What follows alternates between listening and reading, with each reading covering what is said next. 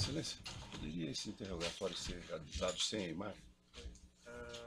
Doutor, eu tenho reservado esse benefício apenas àqueles que têm feito acordo de colaboração, né? Então eu não tenho uma base Compreendo. legal, certo?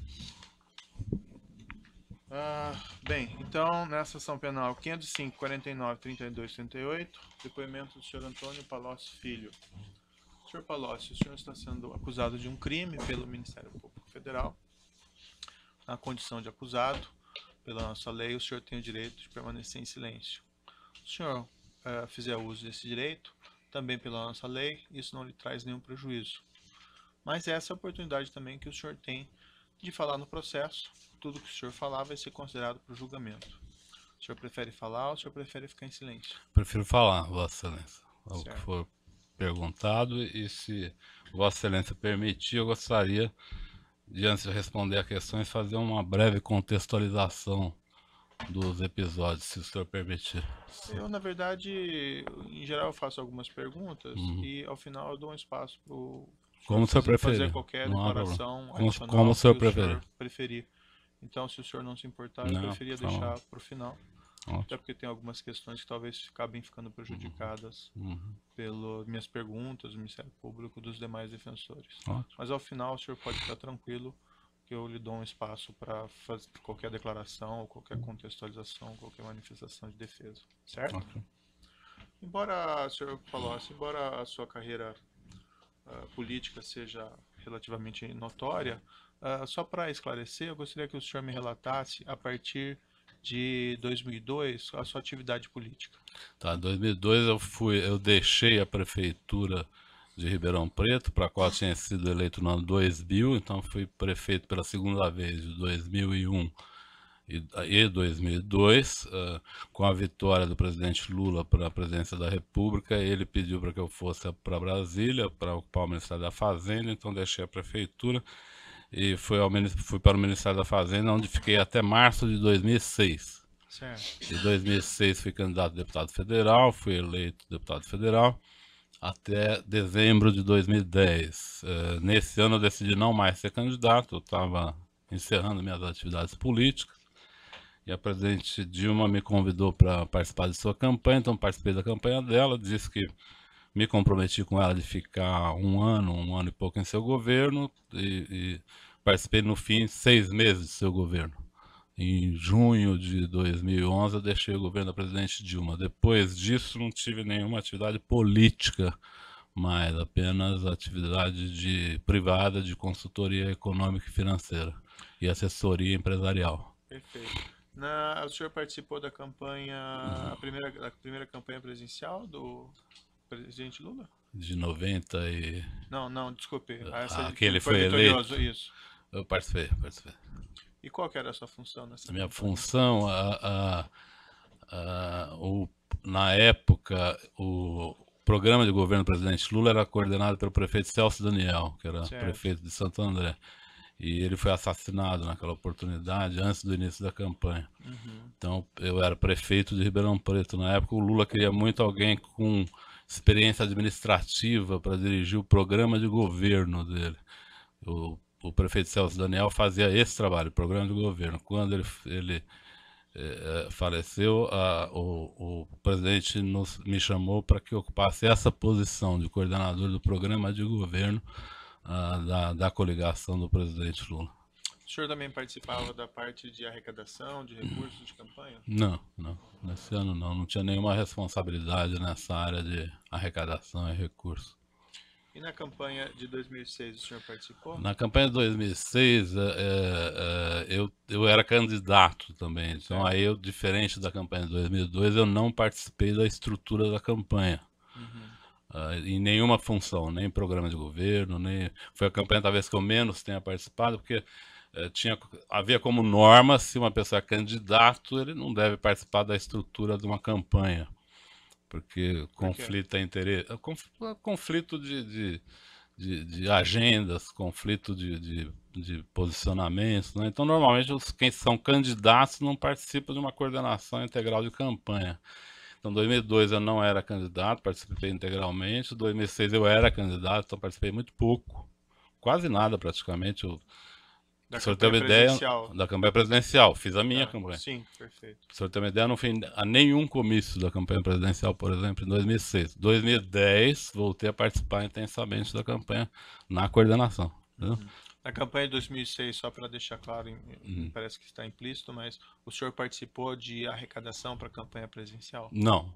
O que aconteceu, e isso aconteceu em 2006, acredito que não em 2002, foi que os tesoureiros do partido ou da campanha às vezes pediam para que eu falasse com o empresário que estava contribuindo, que eles estavam com necessidades, que seria importante se eu pudesse reforçar com um ou outro empresário a necessidade de uma participação maior. Tá? Então, devo ter feito isso sim em 2006, com 2 ou 3 empresas a pedido dos tesoureiros. Mas assim, nunca tive acompanhamento da questão financeira. Como eu disse, em 2006 não tive acompanhamento de nenhuma área, na verdade. Certo. Fiz eventuais atividades da campanha, mas bastante afastado da coordenação dela, diferente de 2002 e 2010.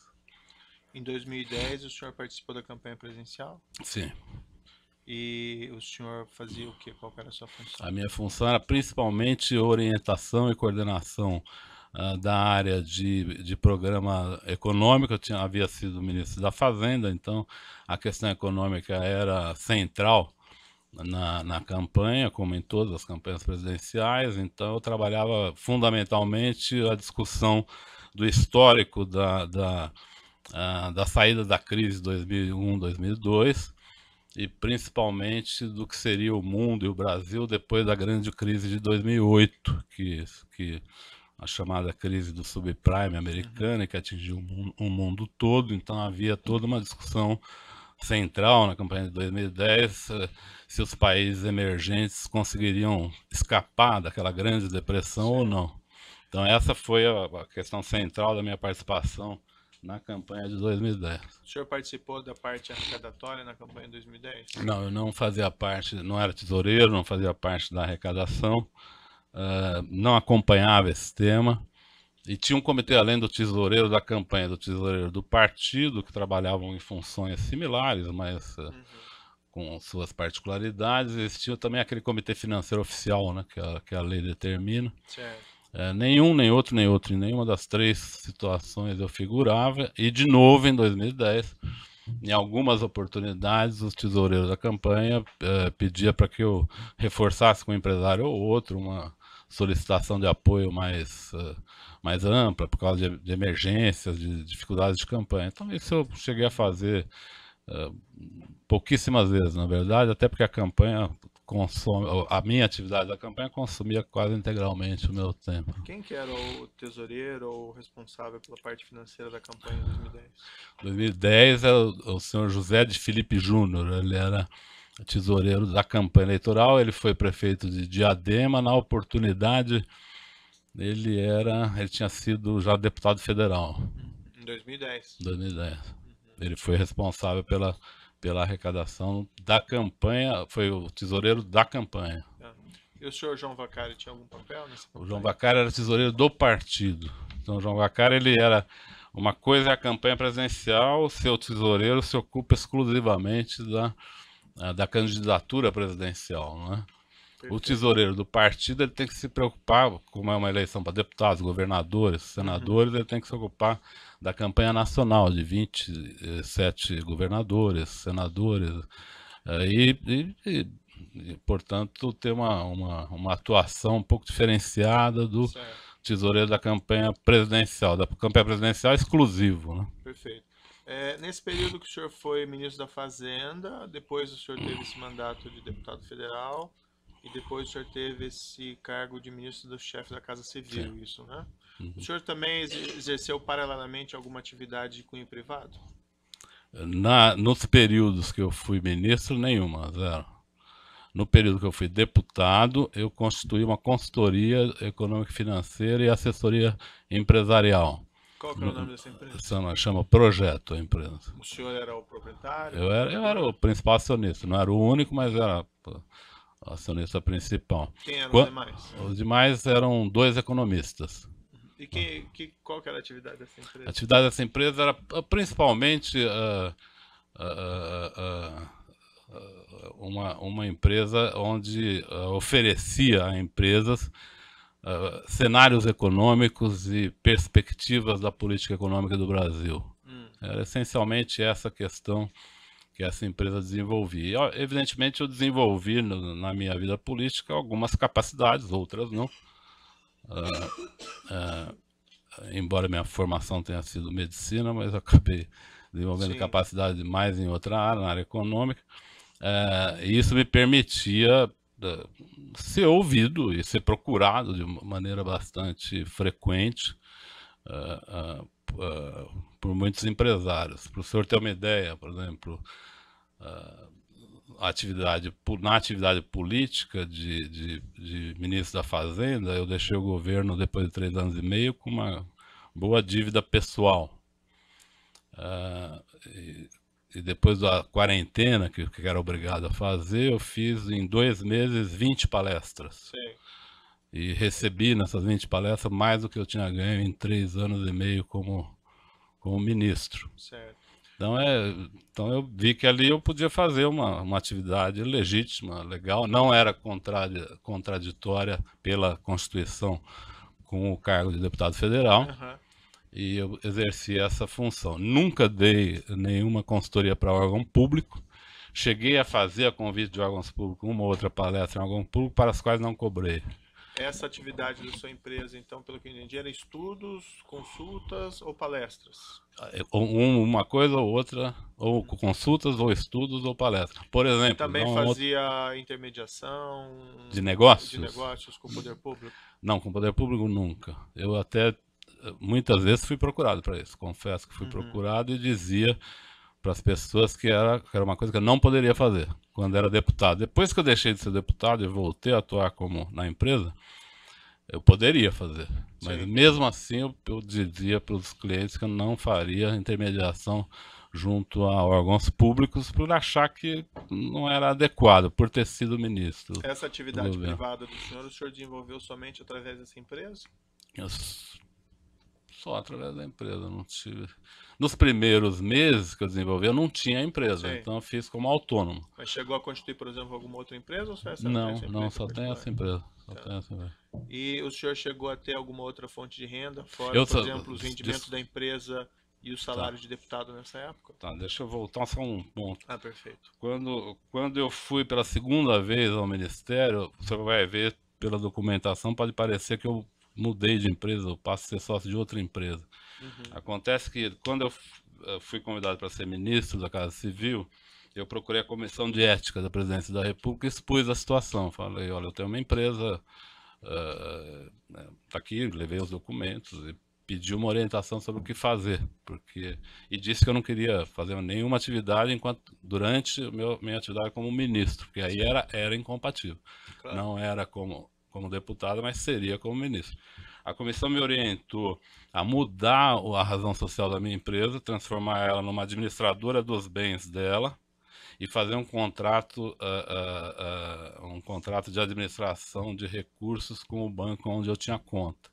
De forma que, a partir do momento que eu assumi um cargo no governo já da presidente Dilma, eu não mais tive qualquer atividade na empresa, nem movimentei qualquer recurso da empresa em relação a aplicações financeiras, etc. Eu fiz um contrato de trustee com um banco para que ele administrasse esse recurso, segundo a orientação da Comissão de Ética da Presidência da República.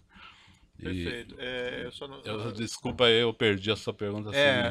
Voltando a ela assim, no período que o senhor foi deputado, o senhor mencionou que tem essa empresa, teve essas atividades. A minha indagação é se o senhor tinha alguma outra fonte de renda, fora os vencimentos de deputado e os rendimentos que o senhor recebia na empresa. Na empresa. Né? Não, eu assim, escrevi um livro, tive a renda desse livro, nada, outra atividade permanente. Prestei uma consultoria de curtíssimo prazo para o Banco Interamericano de Desenvolvimento, que foi uma consultoria internacional, mas aí foi eu recebi pela empresa, não sei se... Não, desculpe, não recebi pela empresa, recebi como... Nada muito significativo. Nenhuma atividade significativa, nem permanente, além da empresa e das atividades públicas. E depois de 2011, que o senhor deixou o governo, do ministro? De novo, eu perguntei à comissão de ética se eu aí diferente, não era, eu não ocupava uma área econômica, mas perguntei à comissão de ética se eu deveria observar a quarentena, eles disseram que sim. Então eu deixei minha empresa parada 4 meses, depois que passou esses 4 meses, eu reativei a mesma empresa. Aí voltei à razão social que ela tinha antes de eu assumir o ministério, para ser uma empresa de consultoria econômico-financeira e assessoria empresarial.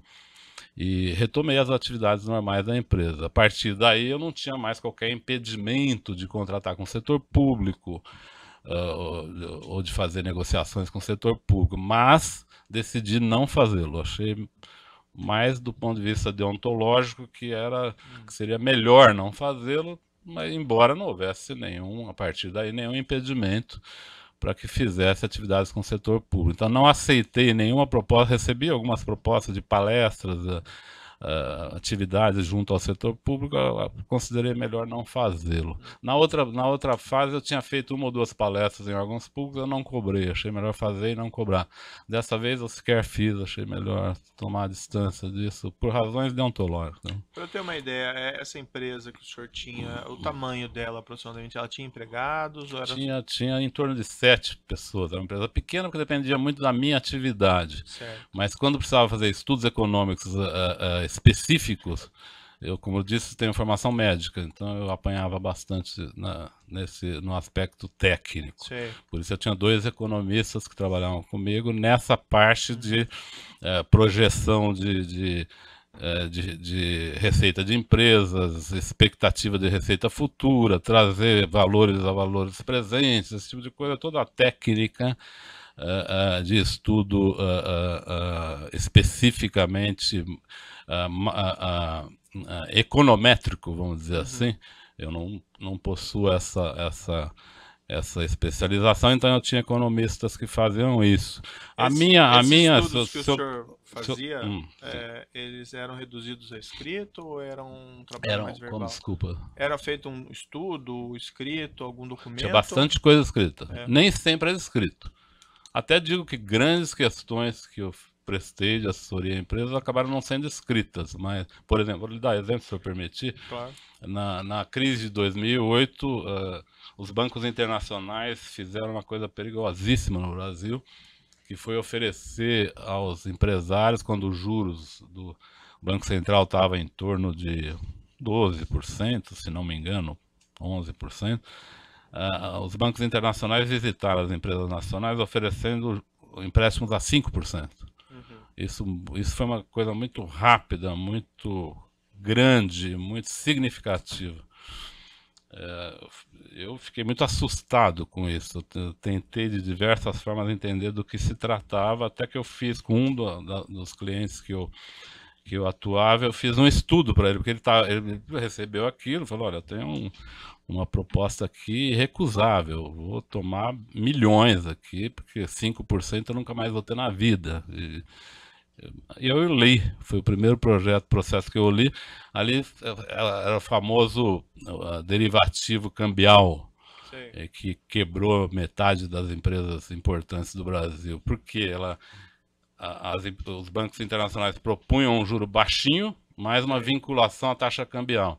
Se a taxa cambial variasse, se pagava um múltiplo daquilo. Para o senhor ter uma ideia, uma empresa que tomasse naquela oportunidade 350 milhões de reais, pagaria, meses depois, 5 bilhões de reais. Portanto, quebrando muitas empresas. Eu fiz um trabalho muito grande com os meus clientes e lhe digo que na lista das empresas que não fizeram esse contrato danoso, estão todos os meus clientes. Certo. Algumas indagações específicas aqui. O senhor fez parte do Conselho de Administração da Petrobras? Da Petrobras, fiz do início de 2003 até março de 2006.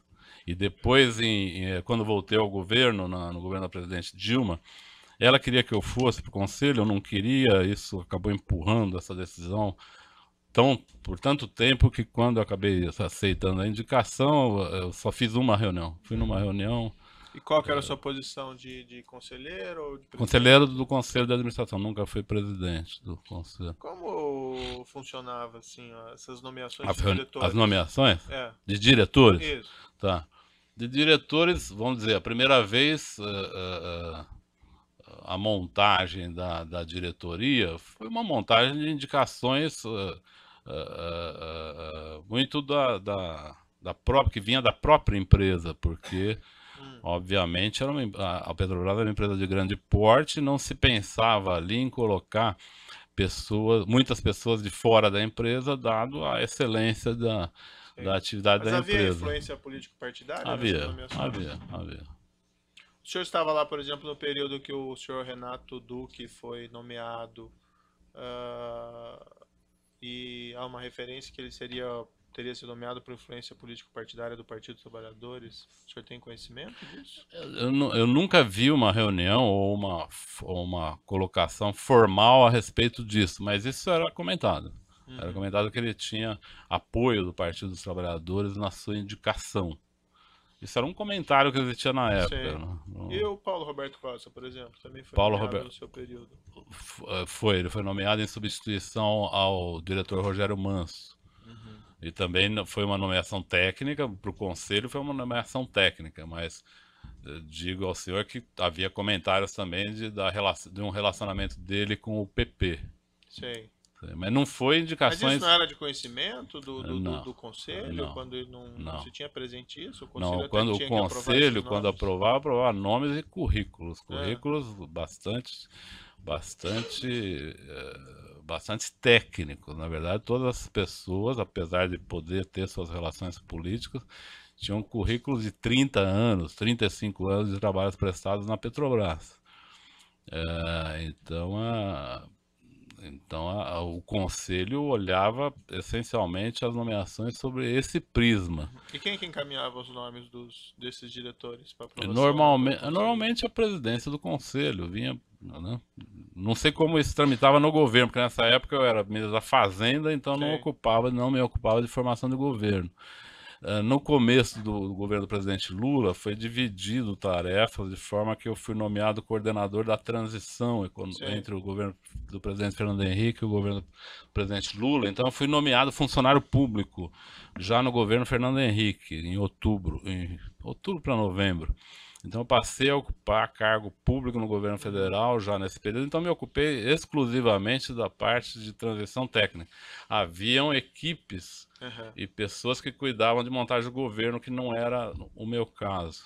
O senhor Branislav Contic trabalha com o senhor desde quando? Acredito que depois que eu me tornei deputado federal, acredito que ele trabalhou na prefeitura de São Paulo, ele foi empresário antes disso, eu não o conhecia. Quando ele trabalhou na prefeitura também não o conhecia, sabia da existência dele. Foi depois que eu me tornei deputado federal, em 2006, ele trabalhou nesse período comigo. E qual que era a função que ele exercia? Ele tinha a função de assessoria, ele era uma pessoa muito qualificada do ponto de vista de relacionamento pessoal, de conhecimento empresarial, de conhecimento profissional, é um profissional qualificado. Então ele recebia demandas, conversava com pessoas. Mas ele assessorava o senhor no legislativo ou na empresa? E no legislativo, depois que eu deixei, numa outra época, ele veio prestar serviço para minha empresa. E o que mais que à frente. Continuou fazendo? E o que ele começou a fazer dentro da empresa? Dentro da empresa, ele me ajudava na organização dos contratos, principalmente a organização dos contratos, na elaboração de relatórios. Ele tem conhecimento econômico por ter sido empresário, então ele ajudava nisso. Mas, assim, essencialmente a atividade, vamos dizer, de conteúdo da empresa era feita por mim no aspecto de política econômica e pelos economistas, no caso dos trabalhos mais técnicos. Certo. O seu relacionamento com o Grupo Odebrecht? Tá. O senhor teve, por exemplo, um relacionamento comercial com o Grupo Odebrecht, consultoria, por exemplo, na empresa? Tá. Não, nunca tive nenhum contrato com o Grupo Odebrecht. Nenhum contrato, não contato. Mas conheço o grupo há muitos anos. Nunca recebeu valores por serviços prestados por sua empresa ao Grupo Odebrecht? Nunca. O senhor acompanhou todos os depoimentos aqui dos demais acusados que a lei não estabelece? E o senhor conhece os termos de acusação? E há uma referência na acusação que o senhor teria contatos frequentes com o senhor Uhum, Marcelo Odebrecht, que o senhor seria responsável por receber pagamentos, por tá. organizar pagamentos não contabilizados do grupo a agentes políticos do Partido dos Tá. Trabalhadores. O que o senhor tem a me dizer a esse respeito? O senhor prefere que eu faça uma exposição detalhada, respostas objetivas e rápidas? Eu quero fazer Olha, da maneira como o senhor achar mais eficiente. o Para o senhor. momento da defesa é do senhor. O senhor pode só, peço para não se alongar muito Tá, nas respostas, né? tá. Então, bom, tá. Eu diria assim, meu relacionamento com a empresa é antigo, talvez desde o fim da década de 90, e ele se dava com o senhor, principalmente com o senhor Emílio Odebrecht. Posteriormente, também com o senhor Pedro Novis. No primeira etapa, não era o Pedro Novis, era o presidente da empresa, se não me engano, o senhor Álvaro Cunha, nos primeiros contatos. Depois, logo depois do Pedro Novis, então tinha algumas conversas com o Dr. Emílio e o Dr. Pedro Novis. Conversas, assim, muito sobre o Brasil, eles tinham muito interesse em conhecer o PT. Como eu era prefeito do PT, eles tinham muito interesse em conhecer a relação que o PT poderia ter com o governo. Eles falavam que viam o PT como um possível futuro governo e queriam conhecer o PT e conhecer experiências do PT Certo. concretas. Tá? Então, eu estive muitas vezes com eles sempre foram pessoas muito cordiais em termos desse relacionamento. Algumas vezes com o ex-presidente Lula, às vezes poucas vezes sozinho, a maioria das vezes o próprio presidente me convidava para ir, o seu Emílio Odebrecht me convidava para reuniões, eu tinha uma relação com eles. O senhor tinha contato frequentes com eles? Com Não era pessoas do frequente, grupo? nessa época não, nessa época não. Tá.